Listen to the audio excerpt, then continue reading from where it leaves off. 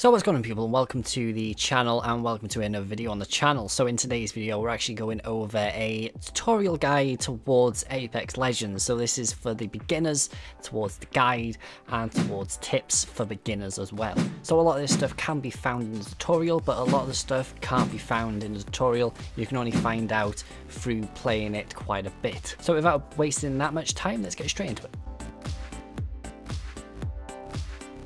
So for starter, in Apex Legends you actually have 8 legends to choose from. All 8 of these legends actually differ with their abilities and their different classes. So now if we go over all of the legends alphabetically, so if we start it off with Bangalore, the assault class, which is probably more used for people who are used to first person shooters and not this type of genre if they don't want to go that far away. Bangalore kind of gives more of a normal assault class, more like a Soldier 76. Now we go towards Bloodhound, which is the only recon class in the game so far. So Bloodhound actually allows you to track enemies, it allows you to see the enemies, and then you do have a tactical ability to allow your teammates to see the enemy's footprints as well. So now we've got Caustic. Caustic is a defense character which allows you to throw poisonous gas and allows you to see through the poisonous gas. That means you can see enemies completely clearly through it. Your teammates can't see it, but you can. So that means it allows you to take the advantage. That means you can just shoot straight through the gas, making it easier for you to get killed. Now we have Gibraltar, which Gibraltar is another defense character, which is more of a heavy type of person, but it allows to deploy portable shields for himself and for teammates. Then we have Lifeline, and Lifeline is the classic medic class, so this allows you to heal your opponents, so that means you're able to heal them with a portable drone, and including yourself, and as well you're allowed to call in a drop box, which allows you to get better gear, only armor though, only armor just to let you know, and health packs and shield packs. Now we've got Mirage, which Mirage is another assault character which allows you to deploy holograms of himself and teammates, so that means you can trick enemies into killing them and attacking them, especially when Mirage goes down. You can deploy a hologram when you go down and it actually shows the hologram instead of you, so that means you can get away as fast as you can. Now we have Pathfinder, which Pathfinder is a little bit different. Pathfinder has a normal passive ability which allows you to survey a beacon and it actually locates the next ring locations. That means you can actually get a head start to where the next location is going to be every single time. And as well, he does have a grappling hook because he's kind of like the classic Titanfall slash Overwatch type of character. He's kind of a mix of those. And now we have Wraith. So Wraith is the last assault character which allows you to put up portals, and with these portals they only last for 60 seconds and you can have it between like fast traveling or to get up to different areas. But with the portals you got to remember that your teammates and enemies can both go through the portals. Now enough about the characters, let's go on to some of the mechanics. So the first mechanic we're going across is the ping system. So the ping system allows you to locate weapons, equipment, locations and enemies all at the same button.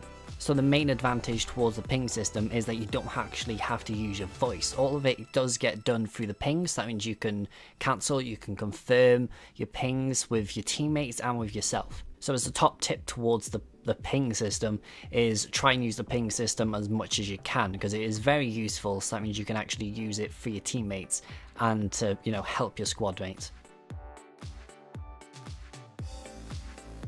So now if we go over some of the gear and gameplay. So the gear itself is tiered the same way as most other games do it. So it goes from white, blue, purple to gold.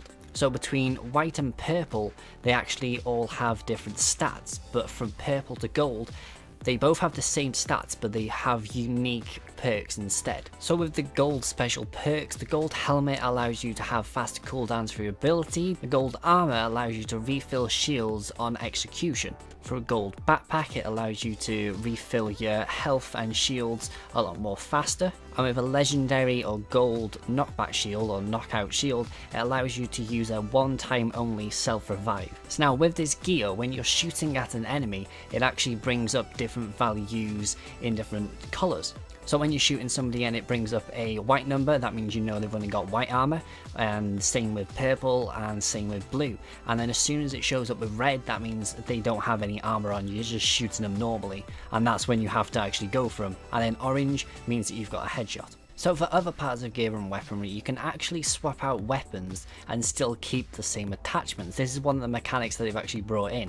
And as well, with attachments, you can't pick up lower value gear or attachments when you're speeding through. So as soon as you have the top amount of maybe attachments, maybe if you've got like a purple scope and you're trying to pick up like a blue scope, you can't do that unless you actually drop it purposely. Now for gear, consumables, ammo, they all take up slots in your inventory, and your inventory actually shows up on your screen, in the middle of your screen, as little squares. So when you're going around the map, try and locate some more backpack upgrades. So I think the highest I've seen for myself is only like a blue or a purple. I'm pretty sure you can get a gold one, as I've said before, and I'm pretty sure that gives you a lot more space. Now if you go for the gunplay mechanics, gunplay is a little bit different. There are bullet drop and there is bullet travel, so try and take out most of your enemies kind of short to medium. Don't try and go for long range. Long range doesn't work, mainly because of the bullet drop and the bullet time, and the accuracy that you actually get over a distance isn't the best. So for gameplay and gunplay, you kind of want to try and do it a lot more strategically. That's why I usually try and use Bangalore, mainly because of the smoke grenade. It actually does damage to your enemies as well as gives you an advantage. And as well, if you do want more of an advantage, try and use the balloons that are located around the map. Balloons allow you to fly up to the top and glide down, kind of the same as when you're dropping down, and as soon as you land, it actually doesn't give that much of a sound away. I'm gonna guess that they might change this over the amount of time, but most of like movements and anything like that, it kind of doesn't give that much sound. So now if we go over the death boxes and the revive and the respawn mechanics. So for starters, the death boxes actually drop from your teammates as well as enemies. So both of these variants actually allow you to see what the highest value item is in their entire inventory, and it gives off a glow on the box. So I think the highest I've seen is a gold, so that can come from a weapon, it can come from an armor, or it can come from an attachment. It doesn't matter what it is, that will show up as the highest value. Now for the revive mechanic is normal. The respawn mechanic is a little bit different. So for the respawn mechanic, you can actually take a banner from your teammate's death box, and anybody in your entire squad who is still alive can use this at a revive station. So one tip towards the revive station is that the teammate that is being respawned into the game doesn't have anything on them. So, you know, before going into action again, kind of make sure they do have a weapon or anything like that. Maybe drop one of yours, or, you know, try and find somewhere that actually has some more loot. Now if we go towards a small little detail, which is actually towards the loot as well, is that in certain places where you can find supply crates and all of that, you can actually find some loot drones. So loot drones are kind of small little spider type of figures, which actually color coordinate to the highest value armor or item that they have on them. So to destroy these things, they actually drop off these items from them on the floor. So these spiders can, or these loot droid, spiderling things actually vary in different colours. So the higher the colour value it is, the better the loot is on them. You don't know what it is still, but you might as well try it. If you do find them, go and shoot them. Now to end this tips and guides, heads up to everybody, there is no fall damage. So you don't have to test this, you can jump from the highest point you can on the map and you will not take any damage. Best feature, it's just the Titanfall feature is what they've always had, so it makes it easier for them to have it. So, you know, it makes sense. So, hope you enjoy. Remember to like, subscribe. If you want to see some more like this or some more Apex Legends or anything like that, then comment down below and I will try and bring out some more for you guys. So, hope you enjoy and I'll see you guys next one. So, peace out.